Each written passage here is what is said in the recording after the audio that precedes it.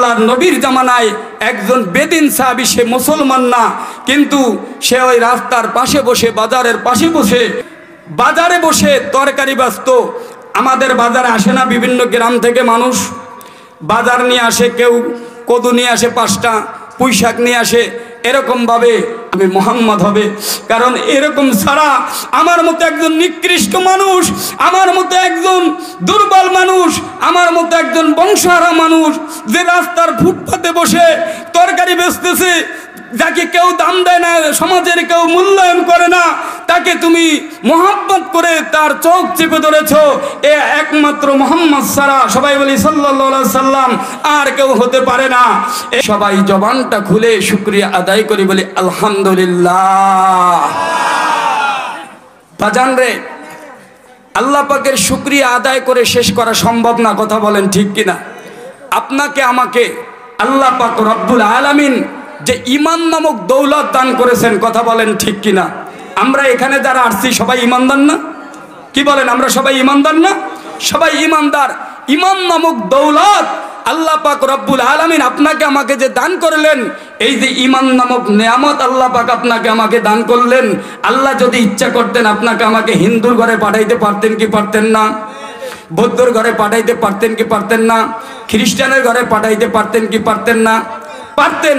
কিন্তু আল্লাহ পাক রব্বুল আলামিন বড় ইহসান করলেন, বড় দয়া করলেন, বড় মায়া করে আপনাকে আমাকে যে মুসলমানের সন্তান, মুসলমানের ঘরে পাঠাইয়া এরপরে আবার ঈমান নামক দৌলত যে আপনাকে আমাকে দান করলেন, বাজান, এই একটা নিয়ামতের শুকরিয়া আপনি আমি যদি কিয়ামত পর্যন্ত আমার আল্লাহ হায়াত দেয়, আর যদি সিজদায় পড়ে থাকি, তবু এই একটা নিয়ামতের শুকরিয়া আদায় করে শেষ করতে পারবো না।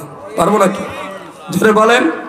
আল্লাহ পাক রব্বুল আলামিন যে আপনাকে আমাকে ঈমান নামক দৌলত দান করলেন, ঈমান নামক নিয়ামত দান করলেন, এই জন্য আরেকবার একটু শুকরিয়া আদায় করি না আলহামদুলিল্লাহ। বাজানরা আমার ভাইরা, আমরা কোরআনের মজলিসে বসেছি, কোরআনের আলোচনা শুনবো। কোরআন সেই আলোচনা শোনার পরে সেই অনুযায়ী আমল করে আমাদের জিন্দেগি গড়ব, কথা বলেন ঠিক কি ঠিক না? আগে আপনাকে আমাকে বুঝতে হবে, আপনি আমি কিছু প্রশ্ন করব, আপনারা উত্তর দেবেন। যেহেতু আপনারা কিন্তু আমার পুরান শ্রোতা, আমি 2 বছর আগে আসছিলাম, কথা বলেন ঠিক কি ঠিক না? আমি কিন্তু চোখ বুঝে ওয়াজ করতে পারবো না, আমি কথা বলবো, আপনারাও কথা বলবেন, আমি করবো ওয়াজ, আপনারা দেবেন আওয়াজ। পারবেন তো সবাই? যদি পারেন তাহলে আমি আপনাদের কাছে জানতে চাই, আমরা বান্দা কার? আরো জোরে বলতে হবে, বান্দা কার? সবাই তো আল্লাহর বান্দা। আমরা উম্মত কার? কার উম্মত? সবাই বলেন নবীর উম্মত। ভালো করে বুঝে শুনে বুঝলেন, কার উম্মত?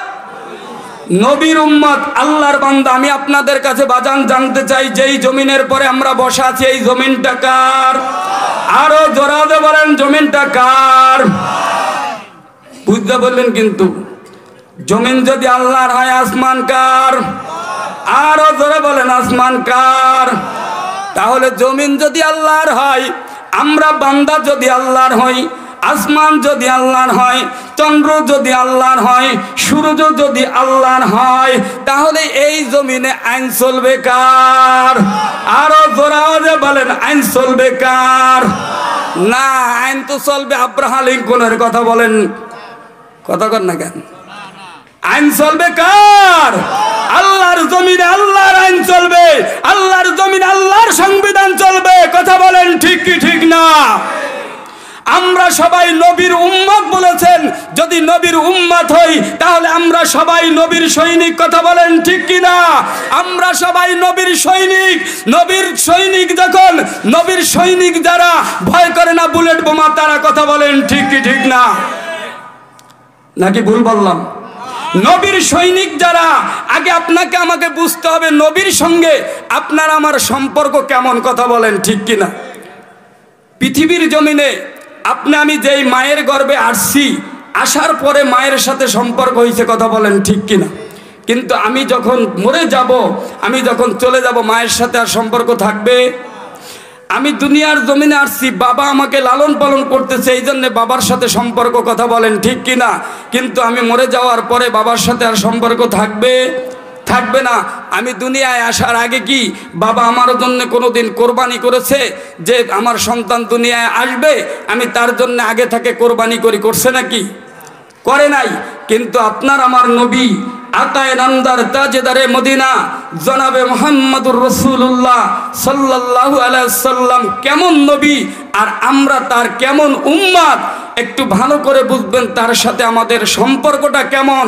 আপনার আমার নবী দুনিয়ায় আপনি আমি আসি নাই, আপনি আমি আসার আগে আল্লাহর নবী যখন দুনিয়ার জমিনে আসলেন, দুনিয়ার জমিনে ভূমিষ্ঠ হইয়েই আমার নবী সিজদায় পড়ে কান্দে আর বলে রব্বি হাবলি উম্মতি, রব্বি হাবলি উম্মতি।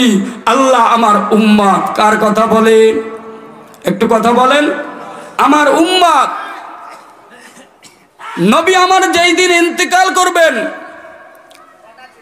ইন্তেকালের পরে নবী যখন ইন্তেকাল করবেন তখনও নবী উম্মতের জন্য কান্দে।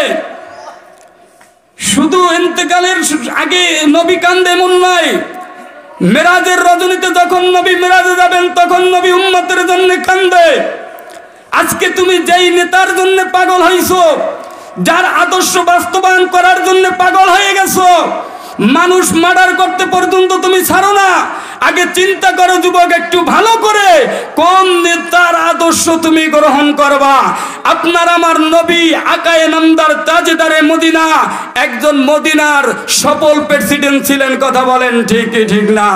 আমার নবী মসজিদের মেম্বারে বসে বিচার করতেন, একজন প্রধান বিচারপতি ছিলেন। কথা বলেন ঠিক কিনা?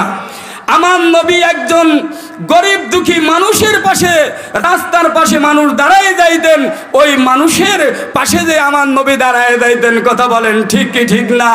এই নবীর চরিত্রবান যদি হইতে পারো, এই নবীর আদর্শে যদি আদর্শবান হইতে পারো, যেহেতু আপনারা বলে দিচ্ছেন যে আমরা আল্লাহর বান্দা এবং নবীর উম্মত, একমাত্র আমাদের জন্য, মুসলমানদের জন্য আমাদের আদর্শ, আমাদের নেতা, আমাদের মডেল, আমাদের আইডল, একমাত্র শুধুমাত্র আমাদের আইডল জনাবে মুহাম্মদুর রাসূলুল্লাহ সাল্লাল্লাহু আলাইহি ওয়াসাল্লাম। কথা বলেন ঠিক কিনা? নবী কেমন উম্মতের পাগল। কিয়ামতের ময়দানে, যেই দিন কিয়ামতের ময়দানে বিচার শুরু হয়ে যাবে, কিয়ামতের ময়দানে বিচার যখন শুরু হবে তখন ওই কিয়ামতের ময়দানে এমনভাবে যখন বিচার শুরু হবে, কিয়ামত এর ময়দানে জাহান্নাম ক্ষুধার জ্বালায় আল্লাহকে ডাক দিয়ে বলবে, আল্লাহ কোথায় তোমার নাফরমানেরা, কোথায় তোমার যারা বিরোধিতা করত, যারা তোমার আইন মানত না তোমার জমিনে, আজকে তারা কোথায়? ওই জাহান্নামীগুলান। আমরা ওই তাদেরকে আমরা চাই, আমাদের খাবার আমাদেরকে দিয়ে দাও। যখন জাহান্নাম লাফাইতে লাফাইতে কিয়ামতের ময়দানের দিকে আসতে থাকবে, শুধু মানুষ না সকল নবীরা পর্যন্ত থরথর করে কেঁপতে থাকবে, কাঁপতে থাকবে, কাঁপতে কাঁপতে জমিনের মধ্যে সিজদায় পড়ে যাবে আর বলতে থাকবে, ইয়া নাফসি ইয়া নাফসি, আল্লাহ আমাকে বাঁচান, আমাকে বাঁচান। ছেলের কথা বলবে না, মেয়ের কথা বলবে না, সন্তানের কথা বলবে না, বলবে আল্লাহ আমাকে বাঁচান। উম্মতের কথা বলে যাবে, দলের কর্মীদের কথা ভুলে যাবে নেতারা। ঠিক সেই কঠিন মুহূর্তে, কঠিন সময় আপনার আমার পয়গম্বর, শুধুমাত্র আপনার আমার পয়গম্বর সিজদায় পড়ে বলতে থাকবে, রব্বি হাবলি উম্মতি, আল্লাহ তোমার জাহান্নাম যদি একটা উম্মত আমার খাইয়া ফেলাই, আমি আল্লাহর নবী ঘোষণা দিলাম তোমার জান্নাতে ঢুকবো না। বলেন আল্লাহু আকবার। আরো জোরে বলেন আল্লাহু আকবার। কেমন নবী! এই নবীর আমরা আদর্শবান হইতে চাই কি চাই না? সারা বাংলাদেশের মানুষ, যুবকেরা, ছাত্ররা, মুরব্বী বাবারা, মহিলারা সকলে যদি এই রসুলের আদর্শকে যদি মানিয়ে নিতে পারি, তাহলে এই সোনার বাংলা একদিন সোনার বাংলায় পরিণত হবে। কথা বলেন ঠিক কিনা? কারণ এই মানুষগুলা সোনার মানুষে পরিণত হবে। কথা বলেন ঠিক কি ঠিক না? এই জন্য আমরা আদর্শ গ্রহণ করব কার? আরো জোরে বলেন, কার আদর্শ গ্রহণ করব? আমরা আল্লাহর নবীর আদর্শ গ্রহণ করব। হুকুম মানব কার? আরো জোরে বলেন কার হুকুম মানবো? আল্লাহর হুকুম মানবো, আল্লাহর রসুলের আদর্শ গ্রহণ করব। আমাদের আদর্শবান নেতা আকায়ে নামদার তাজেদারে মদিনা জনাবে মুহাম্মদুর রাসূলুল্লাহ সাল্লাল্লাহু আলাইহি সাল্লাম, কথা বলেন ঠিক কিনা? এরপরে আসেন আমার নবী কেমন ছিলেন, বিনয়ী ছিলেন আমার নবী। যদি আমার নবীর হাতে হাত দেওয়ার জন্য কেউ হাত বাড়াই দিত, আমার নবী হাতটা ধইরা যতক্ষণ পর্যন্ত সে হাত ছড়ায় না নিত ততক্ষণ পর্যন্ত আমার নবী হাত ছাড়তো না। আজকে তো আমরা একজন বড় বক্তা হয়ে গেলে, বড় ওয়াইজিন হয়ে গেলে অনেকে হাত দিলে হাত ধরতে চাই না। এটা হলো অহংকার, তাকব্বুরি, কথা বলেন ঠিক কিনা? আর অহংকার পতনের মূল। অহংকার মানুষের আমলকে ধ্বংস করে দেয়, কথা বলেন ঠিক কি ঠিক না? সব কিছু নষ্ট করে দেয়। আমি বলতে চাই এই সমস্ত যারা ওয়াইজিন আছেন, বক্তা আছেন, তাদের উদ্দেশ্য বলি যে ভাইজান, আপনি তো আল্লাহর রসুলের চাইতে বড় ওয়াইজিন হন নাই, আল্লাহর রসুলের চাইতে বড় বক্তা হন নাই। যার সামনে সাহাবারা বসে থাকতো, পাখির ন্যায় তাকায় থাকতো, কথা বলেন ঠিক কি ঠিক না? কত ফ্যান ফলোয়ার আপনার হয়েছে। অহংকার বাদ দেন, না হলে একদিন ধ্বংস হয়ে যাবেন, কথা বলেন ঠিক কিনা? আমার নবীর আদর্শে আদর্শবান হন, আমার নবীর চরিত্রে চরিত্রবান হন, কথা বলেন ঠিক কি ঠিক না? জীবন পরিবর্তন হয়ে যাবে। আমার নবী এমন নবী ছিলেন, যেই নবী একজন বেদিন সাহাবী, একজন বেদিন বাজারে বসে তরকারি বেচত। আমাদের বাজারে আসে না বিভিন্ন গ্রাম থেকে মানুষ বাজার নিয়ে আসে, কেউ কদু নিয়ে আসে 5টা, পুঁই শাক নিয়ে আসে। এরকমভাবে আল্লাহর নবীর জামানায় একজন বেদিন সাহাবী, সে মুসলমান না, কিন্তু সে ওই রাস্তার পাশে বসে, বাজারের পাশে বসে, মক্কার পাশে বসে, মদিনার পাশে বসে ওই এগুলা বিক্রি করতেছে। এমন সময় আমার নবী, কেমন নবী, দয়ার নবী, মায়ার নবী, আমার নবীর আদর্শ কেমন দেখেন। যাইয়া পিছন থেকে চোখ চেপে ধরছে। আমরা যেরকম নাকি আমার বন্ধু বান্ধবের চোখ চেপে ধরি, এরকম খেলা করি না আমরা, পরিচিত লোক পাইলে। তখন যখন চোখ চেপে ধরছে, চোখ চেপে ধরার পরে ওই বেদিন ডাক দিয়ে বলতেছে, তুমি নিশ্চয়ই মুহাম্মদ সাল্লাল্লাহু আলাইহি সাল্লাম হবেন? বলি না সবাই সাল্লাল্লাহু আলাইহি সাল্লাম? তুমি মুহাম্মদ হবে। কারণ এরকম ছাড়া আমার মতো একজন নিকৃষ্ট মানুষ, আমার মতো একজন দুর্বল মানুষ, আমার মতো একজন বংশহারা মানুষ, যে রাস্তার ফুটপাতে বসে তরকারি বেচতেছে, যাকে কেউ দাম দেয় না, সমাজের কেউ মূল্যায়ন করে না, তাকে তুমি মোহাব্বত করে তার চোখ চেপে ধরেছ। এ একমাত্র মুহাম্মদ ছাড়া, সবাই বলি সাল্লাল্লাহু আলাইহি সাল্লাম, আর কেউ হতে পারে না। এই কথা বলার পরে নবীকে আমার নবীকে বুকের সঙ্গে জড়ায় ধরছে। নবী আমার ডাক দিয়ে বলতেছে, বেদিন, তুমি মানুষ হিসেবে তোমার একটা মর্যাদা আছে, তুমি যে মানুষ হিসেবে একটা দাম আছে, মানুষে কোনো ভেদাভেদ নাই, কথা বলেন ঠিক কি ঠিক না? তুমি সমাজের ভিতরে যে মানুষ, এই মানুষে কোনো ভেদাভেদ নাই। মানুষ আমার আল্লাহর কাছে বড় দামি, আশরাফুল মখলুকাত আমার আল্লাহর কাছে বড় দামি, কথা বলেন ঠিক কি ঠিক না? আল্লাহু আকবার। এই ছিল আমার নবীর আদর্শ, কথা বলেন ঠিক কি ঠিক না?